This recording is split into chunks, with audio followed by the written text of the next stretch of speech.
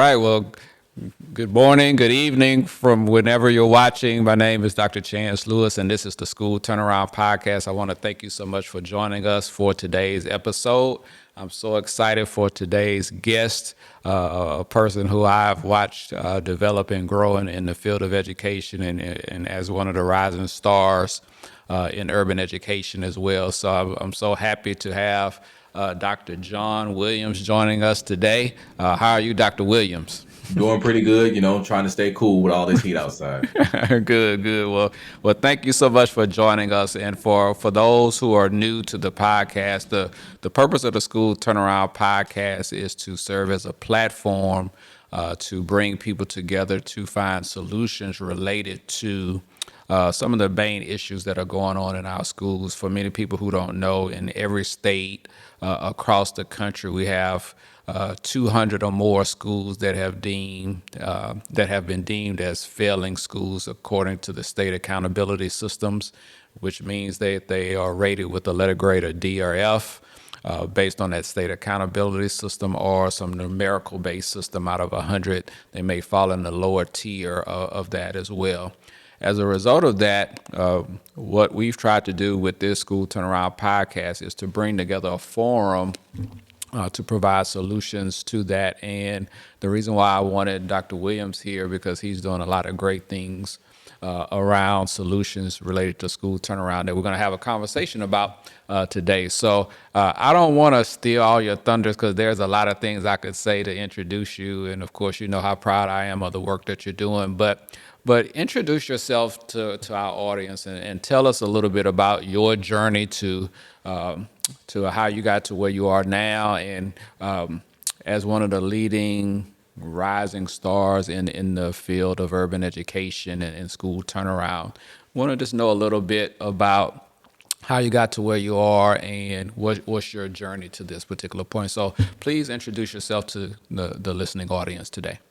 Thank you. So, John and Joe Williams III, I have to give a shout out to my hometown, East St. Louis, Illinois. Yes. Born and raised Illinois kid, did my undergrad at University of Illinois, graduate work at University of Illinois, and eventually ended up there at UNC Charlotte. A lot of my background was always working with youth, so either youth in East St. Louis, youth across the country, particularly youth that had to deal with the juvenile justice system. So that kind of like was my starter, just getting engaged with the work of getting kids back into school. And as I kind of noticed, different trends of working with kids, it always had to be related to school. So while though I was working with students out of school, school was particularly the place that they were getting in with discipline troubles. It was always interesting because everyone in my family is somewhat of an educator. My father's an educator, my mom's Sure. in education, grandma. So everyone was like, "You're going into education." I was like, "No, I want to work with them out of the school because you all have the inside track." So as Sure. in doing that and just interacting with kids, I know it's particular a lot of students, particularly African American students, Latinx students, just weren't engaged, not because they didn't want to, they just didn't have the platform to engage in schooling systems. And given extra opportunities, they were able to get their life back on track, either through education or employment. So as I began to see those trends, one of my final jobs before I went to grad school for the last time is I actually worked in a juvenile detention center. So I got to see the school to prison pipeline and what it actually looked like. And the best way to fix a problem is not the bottom of the pipe, but the top of the pipe. So that's what really got me engaged in doing research, particularly for school discipline, looking at teacher preparation, administrative preparation, but really highlighting it through an urban lens because 80% of our country is either in an urban area or adjacent to an urban area. So if we can kind of fix that 80%, we can deal with a lot of chunk of students whose lives can be kept on track or got back on track when it comes to educational opportunities. Yeah, and that's great. And I didn't know you came from a family of educators, so that's good to know. Learn something new about people every day, as well. But before we get started in our questions, it's great to hear your journey because it's not just the pure educational route. Seeing things in a juvenile detention center, and all of that is important, and I see how that informs your work. So, just for our listening audience, share with them your current role and what you're doing now as a backdrop for our conversation today. So currently, right now, I'm the assistant professor at Texas A&M University in urban ed. Primarily, my job is to do research, but that revolves around teaching and service. So a lot of that is actually mentoring doctoral students, getting master's students who are usually teachers who've been in the field for a while, but they just want extra language of like, what's actually going on in my school? How do I do teaching better and be able to reach students better than I did when I came on a bachelor degree? And of course, teacher preparation. So typically on a given year, I probably interact with about 100 to 200 pre-service teachers that are coming into the field fresh as it relates to classroom management or just understanding how do I interact with students who either don't look like me or don't come from my same hometown. Be able to create content that not only engages them, but meets those academic gains and that growth that we know all schools are looking for. Great, great. So let's dive in a little bit. So in your current assignment, your work around school discipline and the research that you're doing, talk about how you are viewing that situation as a starting point for transformation as it relates to school turnaround. So help us understand the work that you're doing as far as your research and bringing solutions that way. Yeah, I look at school discipline as just one of those uncharted areas that we've never really gotten right. As far as most schools look at school discipline from a punitive standpoint, like we need to punish kids for order. And then ideally, discipline means to follow. It means to teach, it means to instruct. So if we've always been down the incorrect path, we've never given school discipline its due justice of saying, how do we do this thing that actually works for students, not just works for the teachers themselves? So a lot of my research and what I've been investigating is just simple things that teachers can do beyond just classroom management that keeps students engaged overall and explaining to students what's the so what. And I find with school discipline is that we often say, well, do this or behave or be silent without giving the student, so why does this matter? And when students are given something to engage in school or engage in the classroom, they're more likely to behave with the rules and policies and things of that nature. And also just reminding teachers that I've worked with, even the ones I worked with this summer, is like, not every day is a perfect day. Not every day is the day that you see in the movies where everything's going correct. And sometimes that's okay. There will be Right. ups and downs, but you have to keep on this idea that discipline is about routine, practice, and consistency. And over time, if you keep these things in place while offering some flexibility, you're able to reduce, exclusionary disciplinary practice such as out of school suspensions, in school suspensions, and expulsions. Focusing more on the affirmative practices of keeping students engaged versus pushing them out of schools just because of one bad day or a couple of bad days, or they may have certain things going on that you may not be privy to as an educator. Right, right. And that's a very important point. So when we think about school turnaround, I mean, of course, it's hard work, depending on whatever angle you look at it from. But for my questions for our audience to kind of lay the foundation here between your personal journey, your professional duties, make it clear for us the connection between school discipline, right? And then your experience in working in the school to prison pipeline, right? So there's connections there. So just kind of paint a quick picture or overview, a bird's eye overview of how the two are connected so we can kind of just dive in from that point. Sure. So the two are connected is that typically our schools are built in a specific manner to where they mirror what prisons look like. They're usually very, no paint, paintings on the wall. We want kids to be silent. We want them to be compliant. And when we punish kids, we punish them in a way for it's like you've done something wrong and you deserve this punishment, not you've made a mistake. So interesting story in East St. Louis, we have a former school that is actually a prison. And I just drove by there the other day and I showed my kids, I was like, my brother actually went to school here. The connection is that how we penalize kids, we look at them as criminals in schools versus looking at them individuals who are actually making mistakes. So we know based on the research that kids who receive a suspension or expulsion, things of that nature, are 10 times more likely to actually go to prison because they're missing time in school, they're missing those type of interactions they have with their students, they get an antisocial behavior. So like we're actually prepping them through exclusionary disciplinary practice for prison. Because as they become disengaged, they're more likely to engage in antisocial behaviors or get involved with the criminal justice system. So it's like as we're prepping them up, they're more likely to get dropout. As they drop out, they're more likely to go into prison. The average prisoner has a third grade reading rate. So if I don't know how to read, I'm more likely to go to prison, which if I'm Right, missing right. school, that helps that out. And we've noticed that typically individuals who've gone to prison, the research shows that guess what? They're more likely if they have kids, that their children are going to be dropping out of school and eventually going to prison. So there's a direct cycle. And we've known Right. this information at least from 1975, where the first reports came in after civil rights about why school discipline it's broke, and why suspensions, expulsions, and things of that nature don't work to keep kids on track or to curb misbehavior. Right. And so when we look at that, we can draw, if we're drawing the connections between what you just stated about the connections between school discipline and the school to prison pipeline, I think it's fair to draw connections also between school district struggles with school discipline and school turnaround based on the metrics of how states measure the success of schools, whether it's around growth in academic performance or, time on grade, with students being on grade level in their learning.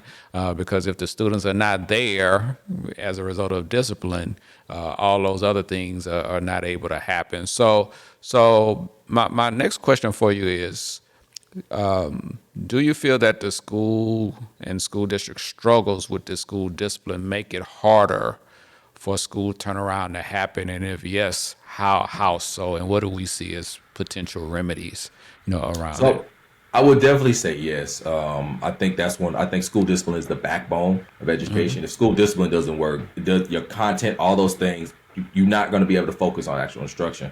I believe one of the main reasons why districts struggle on it because it's a revolving door, Sure. and it takes a cohesive thing. So it's not just well, we're looking at the teachers, but you need to look at the teachers, the school administrators, and the principals who kind of organize what is our culture, what is our policy around a school discipline. Second to that, nation is like if there is a model that's put in place that's research based for us, how we're going to do school discipline for a policy point. It needs to be some consistency. Everybody needs to be well trained, and you need to give it some time.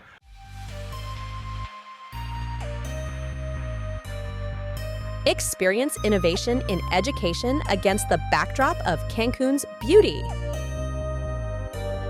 Join us for the International Conference of Urban Education in this vibrant coastal city. Unlock new perspectives while enjoying the breathtaking scenery.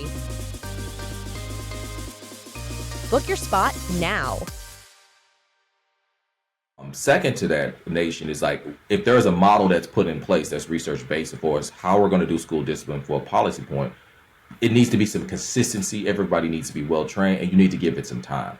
And you need to look at it across school bands. So like it's one thing to say we have a district policy, but is this district policy being carried out with the elementary school kid to the middle school kids to high school kids? So these kids know as they go, regardless of what school, we know what the policy is because kids like structure. They like consistency. But if different schools and different classrooms are doing different things, I mean, a little bit of flexibility there, depending on what type of students, classrooms you have, that throws everything off. And then lastly, I would say the biggest thing is for us, approaching this from a solution standpoint when it comes to districts is to really give yourself time and have subject matter experts. So individuals who do research like myself, community partners, because this Right. is only going to work if you have the community bought into this is the platform where we're using, this is how we're going to do school discipline.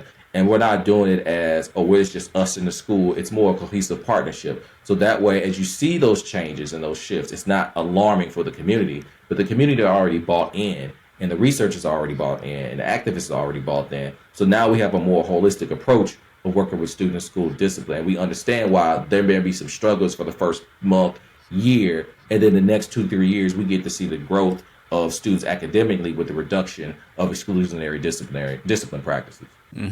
And so another thing I've thought about based on the point that you just made, let's look at it from another viewpoint now. You talked about your one of your roles is working in teacher preparation, right? Future teachers who are going in, who will sooner or later be on the front lines of school discipline in the classroom.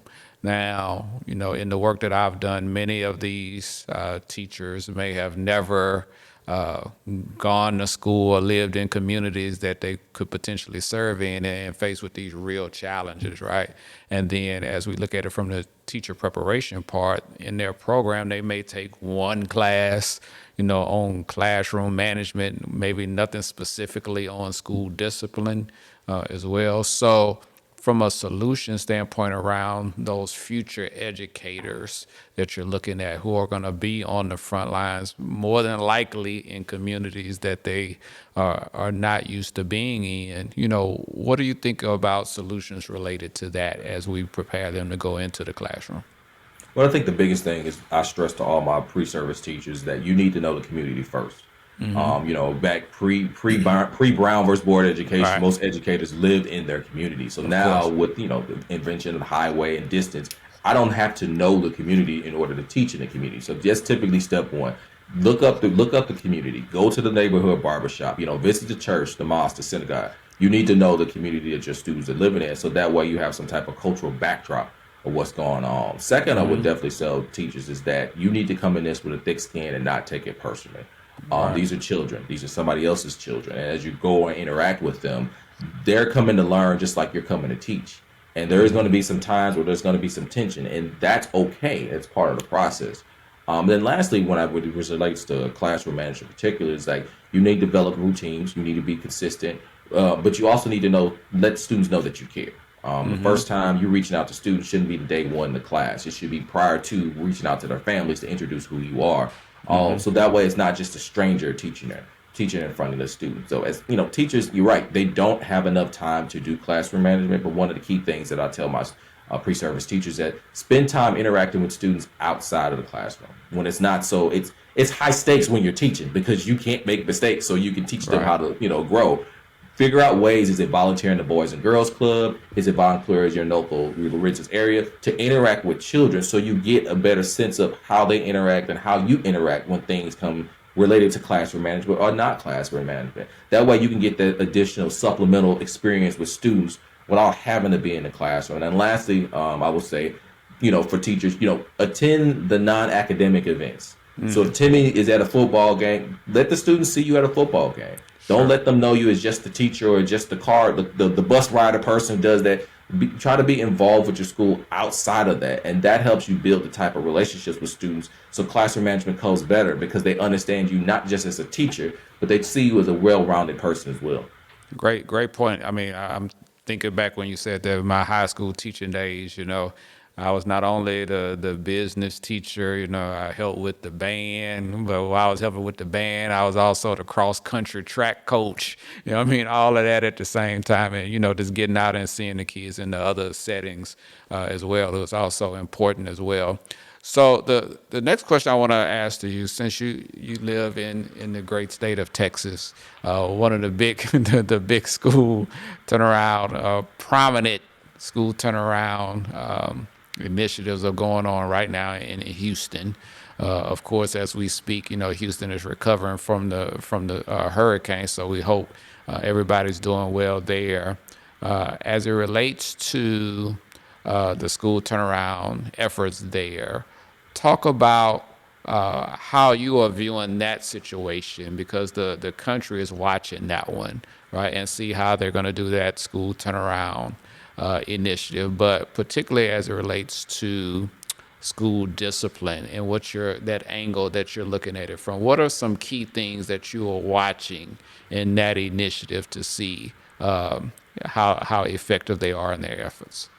Well, it's interesting. Immediately when the school turnaround began in Houston, I got let's say a bunch of text messages from different individuals, family members as well, who actually work in Houston ISD. So just like, hey, we don't know what's going on, what's happening. Have you seen what's going on?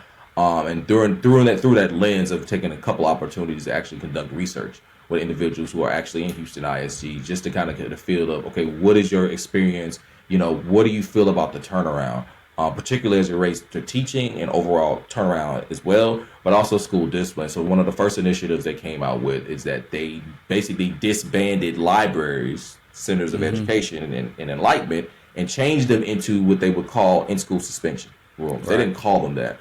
So right there, that was pretty alarming because it's saying we're going to reduce the value of children being able to learn in spaces where they may not have these books at home or access to these books, to sort of a containment center, which reminds me again of the juvenile justice center, what we call isolation or lockdown per se. Sure. So that was pretty alarming right there. The second thing we've also noticed when it relates to school discipline, but also school turnaround, that the lack of consistency through some of the research that me and a couple of individuals have conducted is that there's no singular story for each school. So, for example, if admin come in and say, "Hey, we're doing observations," the administrators may not know, the teachers may not know, and then that causes a great deal of confusion. And in that same vein, there's a lot of shuffling going on without explanation. So it's like, yes, we want to do turnaround. Yes, we want things to be better.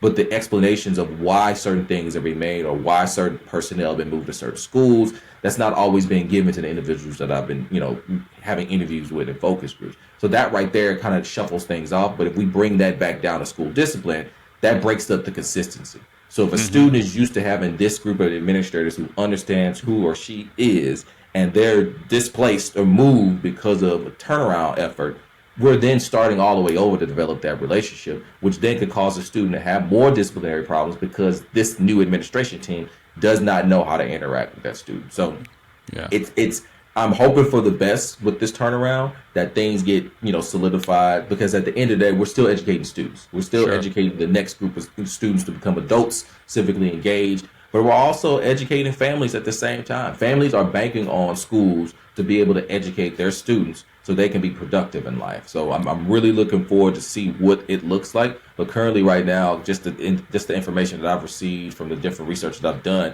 the consistency has to be there. It's like, what's the why? What's the so what of this turnaround? Not just turning around because only half of the schools are not performing, but the rest are. Right, right. And that's a great point. When you think about that angle that you're viewing it from, many people are not considering that piece, right? I mean, they're just, kind of focusing on the bigger outcome, which is understandable, like the school performance grade or whatever the accountability system is. But those nuances of what's going on in the shuffle, the communication, appreciating people for their efforts, but also, I mean, I remember when the story came out about the libraries, right, and how they were being converted and how that kind of sent people in a frenzy as well. So it seems like there's a lot of room for guidance, for places like Houston and other cities that are watching, that's going to take on some form or fashion of that school turnaround effort as well. So, but before I let you go as well, I'm a solutions guy, and I want to just dive in, if we can close out related to solutions. So I'm a just call out some stakeholders, right? And from your viewpoint in your work in school discipline as well, and how it can support school turnaround, let's just kind of do a roll call and just get your quick thoughts on solutions that this particular stakeholder group needs to be thinking about as well. So let's start with school districts and schools, right? What's your top kind of takeaways for them around solutions related to this issue? So I would definitely say for school districts is you need to develop policies that actually matter. Policies that hold students accountable, but at the same time that gives teachers the tools with resources, which means there needs to be money involved, to actually be able to do their job. Not just, hey, we're going to suspend kids, but how do we look for new alternatives that actually work? And it may differ from school to school, but school districts have to be able to give the resources and the policies that empower teachers, not disengage teachers that make them want to leave because they don't feel like, oh, the district is supporting me, or hey, the district is giving us the resources to be able to manage students and keep them in the classroom, in the school. And let's think about school boards, right? And now in school boards for this stakeholder group, in most places, school board members are elected, or in your great state, like in Houston, they're appointed as well. So what do they need to be thinking about related to this issue? I would definitely say school boards need to elect, nominate, however you want to get them up there, actually educators on the school board. Most school boards are not comprised of people who are former educators. So right there's a disconnect. As I say to most people, you don't see lawyers and people on the bar association having teachers on the bar association. They have Right. lawyers on the bar association. Right, exactly. That's my number one thing I'm gonna say. Get educators on school boards who know these districts, who've spent time there, who are willing to listen, but also having school board members who are willing to not just show up when it's time to be reelected, but are actually taking schools on and partnering with certain schools to say, hey, this is my adoptee school. I'm Right. here to see through everything. So that way, not only teachers have an outlet, but the community can reach out to them directly to see what's going on. So that way they can make an emphasis. So when something school discipline related happens and it comes to their doorstep, it's not new to them. They kind of understand the situation because they've been kept up to date of what's going on. And then lastly, it's always transparency, transparency, transparency. Got it. Got it. Okay, and let's go now to state legislators. And the reason why I bring that group up is because they control policy in the state, of course, as you know, and direct resources as well. So, what's your thoughts around that group? The biggest thing I would say for state legislators is that instead of making things optional as for a certain training, because I have research that shows most states make training on classroom management optional each year, that is mandated. And even if they have to take the same training year after year after year, that they get something that's evidence based that works, that they require teachers, not just novice teachers, but also veteran teachers to engage in every year and put inside of the policy actual financial support. Not I have to apply for a grant to get this money, but allocate budget line items for these trainings so that way districts aren't struggling to figure out how to do the training because they don't have the resources. Or for example, like the ESSER funds are running out from COVID. This is baked in. So school districts and schools know every year I can send my teachers for training to get the training that they need to be able to do discipline more equitably. So that way we're not removing kids unnecessarily. Okay, excellent, excellent. What about universities? Because a lot of time we let them off the hook with this particular topic. So tell me your thoughts around that stakeholder group. My biggest thing with universities, and particularly like the partnerships I've done, is come in with no agenda in mind. Come in to support. Come in as an ally to say, what do you need as a school district? Here are the resources we have. Let's partner together and let the school districts and schools drive the conversation. Far too often, academia comes in, we do our research, and we leave. The partnerships that I have with my schools, I tell them, I say, I'm here as long as you want me. And currently, right now, I have a 3-year partnership with a local middle school. And literally, they called me in for school discipline. And they said, hey, whatever we need to do, let us know. And it's been a slow growing process to the point where they're like, now I walk the hallways like one of the teachers. And they look forward to me being there because I'm not coming there as just a subject matter expert. I'm coming to help volunteer during lunchtime. I'm coming to help volunteer during the pen pal program. So come in with the mindset of not trying to dictate, but to learn from them and grow. So that way there's a mutually beneficial partnership to support not only the students, but the staff members that are there as well. And let's close out with this stakeholder group, parents, because they may not know all the issues on the larger scale or with related to school turnaround and school discipline. But what do you see as ways that they could be a solution as well? I would say for parents, the biggest thing I would tell you kids is have your kids ready to come to work, and work meaning school. And going to school and learning, it's not the same as it used to be. And having them come in with a mindset to learn is one thing that parents can do that no other stakeholder can do. But also to stay engaged at some point.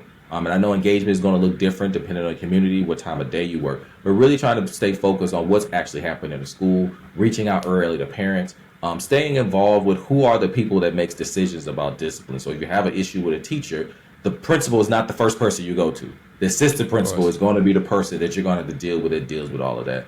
And then knowing the actual policy and handbook, because that right there is the saving grace for your student, but it also lets you know how you can support schools when something is happening at a school, either directly or indirectly with your child. Great, great. Well, that brings us to the end of our time today. I want to greatly thank you for taking time out of your busy schedule to join us on the School Turnaround podcast. The reason why I wanted you here, as I said in the beginning, was so people could know you, know the great work that you're doing, as well around school discipline, for you to be a resource for schools and school districts, those that may be watching as well, so they can contact you. So can you share a little bit about your contact information? So for those that are watching, if they want to contact you to utilize your services, give us a little bit of your contact information. Sure. You can. I'm easily accessible on LinkedIn. So if you typed in John A. Williams III, you'll find me popping up on there. I'm on Twitter as well, JW3PH3. Via email, I can be reached at jwilliams3@tamu.edu. Reach out anytime, any questions.